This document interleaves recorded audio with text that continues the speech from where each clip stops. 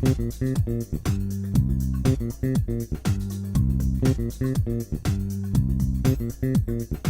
are happy to host in Milano the second hearing of the Workstream Building Energy Efficiency in European Cities. As a coordinator of the Workstream, I had the opportunity to organize this meeting in Milano. I wanted also to have a setting that helps us to reflect on these topics, that has to do with our topics. So we have been in the urban center, in the Galleria Vittorio Emanuele, which is one of the most beautiful public urban space in the world.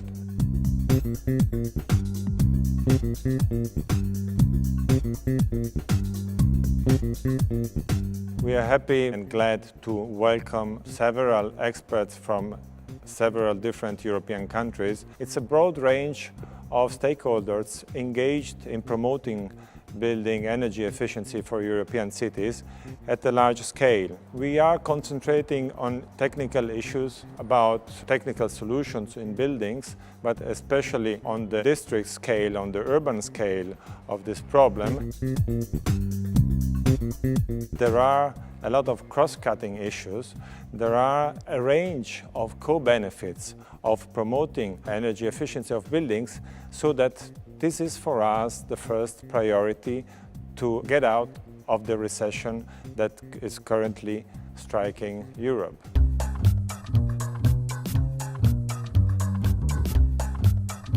We have a task that is quite ambitious. We want to have efficient buildings, but we want them to be sustainable, but we want to have quality buildings as well. It's kind of a miracle to blend all these things together and to do it in the short time we have to cope up with the European goals that want us to reduce by 80% our CO2 emissions and energy demands by 2050. They might look way ahead, but is actually behind the corner. We are exchanging opinions, we are showing each other our results, we are discussing our problems and our best practice and our worst practice that more often than not are more useful than the best ones.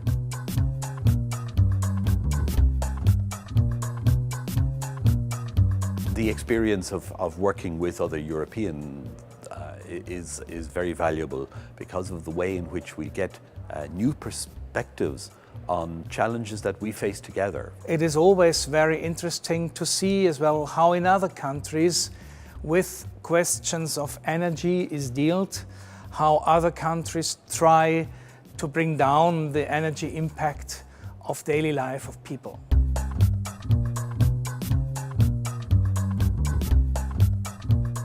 I came here to the URBACT network meeting in order to present the campaign, which is a European-level political communications campaign with a single important objective, which is to reduce the energy demand of the EU building stock by 80% by 2050. We believe strongly that this is necessary if the EU is to achieve its own climate targets, including the drive to a low-carbon economy, the drive for energy security, and the drive for resource efficiency in all that we do. We believe strongly in our campaign for other reasons, including the multiple benefits that it will bring to society.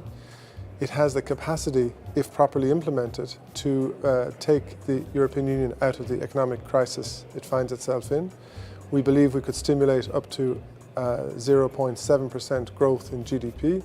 We can certainly create millions of non-transportable, non-exportable jobs, in other words, local jobs connected with building renovation. And we can stimulate innovation and new skills and training in the workforce. Working in this way on buildings, we could really do a great deal for the EU citizen.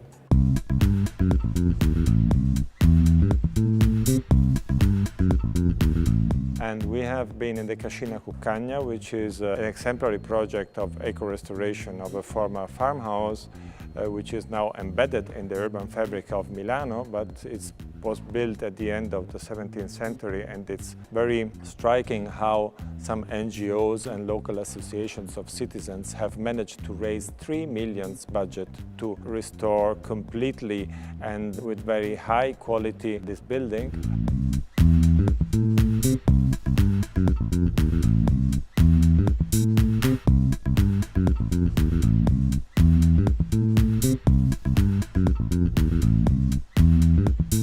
then we were hosted by the Architects Chamber that I think that architects are probably among the most sensitive when it comes up to high quality built environment and raising energy efficiency.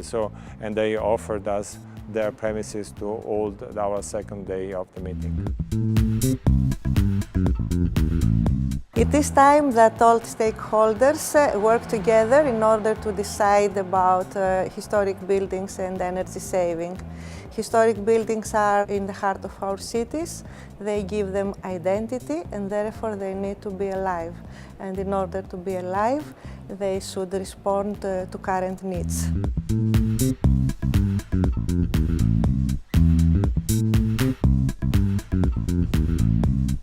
In the recast EPDB directive, it is stated that by 2020, all existing buildings will have to be nearly zero energy. Existing buildings are also all historic buildings.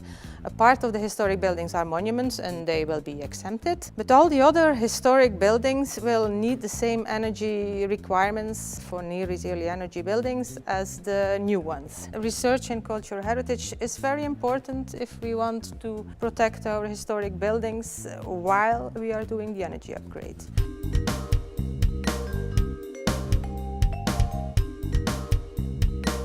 I am a financial expert, so I've been involved for 15 years financing energy efficiency refurbishment. So I came here to share my knowledge and experience about how innovative finance mechanisms can be developed to support large-scale energy efficiency retrofit schemes in cities and rural areas. And I do believe that the contribution is important to this project because we understand that commercial financing is very necessary to support large-scale energy efficiency retrofit in the building sector.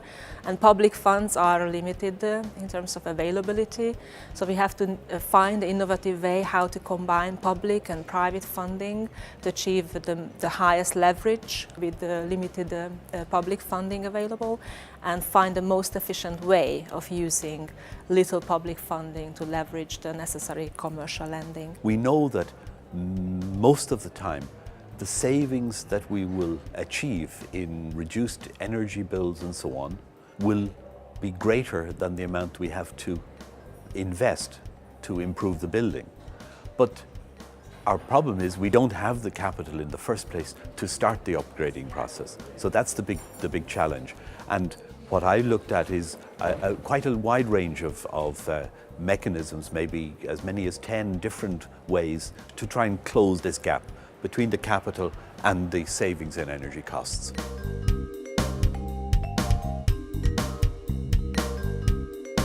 I think that updating the built environment of Europe now is one of the most pressing issues that Europe has faced in a generation. It's probably the most pressing issue, in fact. In Europe we have more than 25 million social homes, and it's plain to see that in future years social housing providers are going to be judged more and more by their residents on how affordable the homes they provide to them are to run.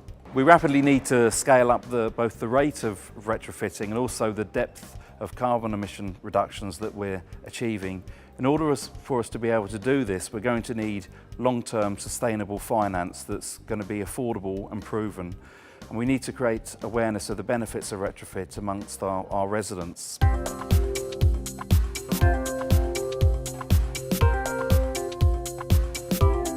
L'alloggio sociale è comunque un elemento importante per la partenza delle politiche legate all'energia, perché da sempre l'alloggio sociale è un settore di sperimentazione tecnologica, di sperimentazione tipologica e sta sperimentando in questo campo molte soluzioni.